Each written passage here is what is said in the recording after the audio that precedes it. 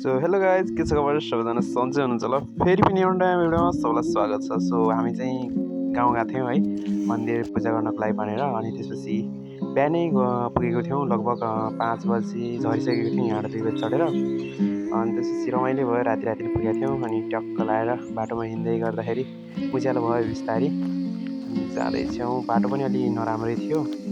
अनि अब बुवा चाहिँ टाढै हुनुहुन्छ है, हिँडेर आउनलाई गाह्रै छ, ठाडो छ कि एकदम ठाडो छ, ढलान छ। अनि त्यसपछि भर्खर बाटो बन्दैछ, गाडी पनि खासै चल्दैन यताबाट।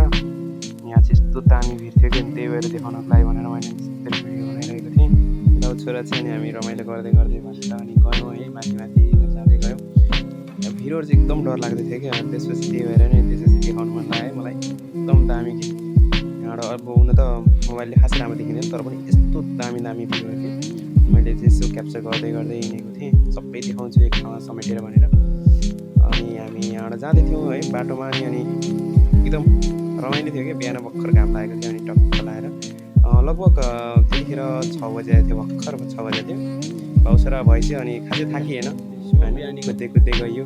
तर थाकेन भन्दा नि अलिक सासै पुग्यो क्या। त्यही भएर भिडियो बनाउन अलिक गाह्रो भयो त्यहाँ चाहिँ, मतलब भोइस ओभर गर्नलाई। अनि त्यही भएर मैले पछि भोइस ओभर गर्दैछु। यस्तो दामी गाउँ छ है यहाँ चाहिँ। अब डाँडा पुरै मजाले तलदेखि माथिसम्मै पुरै एकदम टुप्पोमै पुग्नुपर्ने हो क्या। हेर्नु न, सबै त्यो सानो सानो डाँडाहरूबाट नि एकदम माथि पुग्नुपर्ने। घुम्दै घुम्दै घुम्दै घुम्दै घुम्दै यति हो। र फेरि यस्तो नमजाको भिड छ नि। फेरि बुवा चाहिँ टाढै हुनुहुन्छ क्या। बुवाको चाहिँ खुट्टा दुखेर अलिक घुँडा दुखेर अलिकति ढिलो हिँड्नु भएको छ। अनि हामी चाहिँ बल्ल बल्ल मन्दिर पुग्यौँ। मन्दिरबाट अनि यस्तो दामी भ्यू नि देख्ने नि, भ्यू एकदम टपमै हो क्या मन्दिर। अनि हामी चाहिँ मन्दिर गएर अब झर्न लाग्यौँ। अनि बुवा बाटो यति गाह्रो छ नि, उकालो चढ्दा त स्याहाँ भएर बनाउनै सकिएन। अब झर्दा चाहिँ बनाउनु पऱ्यो हल्का हल्का। हेर्नु यहाँ बल्ल बल्ल यसको खोजीमा आएको, बल्ल बल्ल भेट्यो। पाकेको यो बल्ल बल्ल रहेछ, नत्र अन्त्यतिर त फल्या मात्रै थियो। यहाँ चाहिँ बल्ल पाकेको रहेछ। ल कसले चिन्नुहुन्छ कमेन्ट गर्नु होला, जुन त 1-2टा टिपेर हेर्न सक्नुहुन्छ कति राम्रो छ।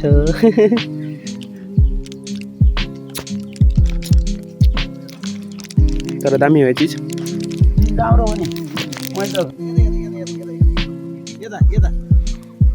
अब यी ठुल्ठुलो रहेछ है यहाँ त। लौ न टिपौँ न त। कहाँ टिप्ने हो?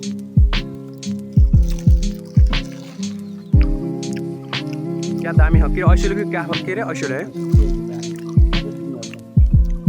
ठुल्ठुलो रहेछ तर टिप्न चाहिँ गाह्रो होला जस्तो छ, केही छैन। ल गाइज हामी चाहिँ अब खाजा खान थालेछौँ है, यो पूजा सकेर। अनि खाजा खान थालेछौँ। बिस्कुट छ, ग्लुकोज बिस्कुट। अनि त्यसपछि अर्को भनेको यी पेय पदार्थमा एउटा रहेको चाहिँ स्प्राइट, लास्टै महँगो रहेछ त। अब डाँडाको टुप्पोमा पुग्यो, अब चढेर आयो, अब झरेर अनि हाम्रो पुर्खौली घरहरू हेरेर त्यसपछि फेरि हामी फर्काउँछौँ। तलतिर झर्दै गर्दा चाहिँ अनि यहाँ आफ्नै बारीमा भएको कोइरालो भेट्यो होइन, त्यो सायद कोइरालो भनिन्छ। अनि त्यसपछि बुबाले अनि रुखा चढ्न लाउनु भयो। यस्तो भिड थियो नि, डराइ डराइ रुखा चढ्यो, सर्ट लाएर सर्ट खोलेर अनि रुखा चढ्यो। अनि त्यसपछि 4-5वटा हाँगा जति ढाल झाऱ्यो। अनि त्यसपछि सबै टिपटाप गरेर अनि बोकेर अनि त्यसपछि अब लागियो तलतिर है।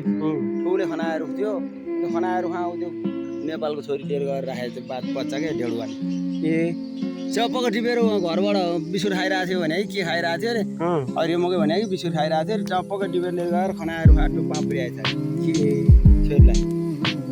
म त मन अनि त्यहाँ ल्याउन भनेर गाउँतिर हल्लासल्लाह गरेर बाँदर, अनि पछि बाँदरलाई फगाउनलाई के लिएर आयो, मकै लिएर आयो, के लिएर आयो, लिएर आएर बाँदरलाई देखाएर तल बसेर देखाएर माथिबाट तल ल्याएर बसेर अनि मकै लिएर गयो।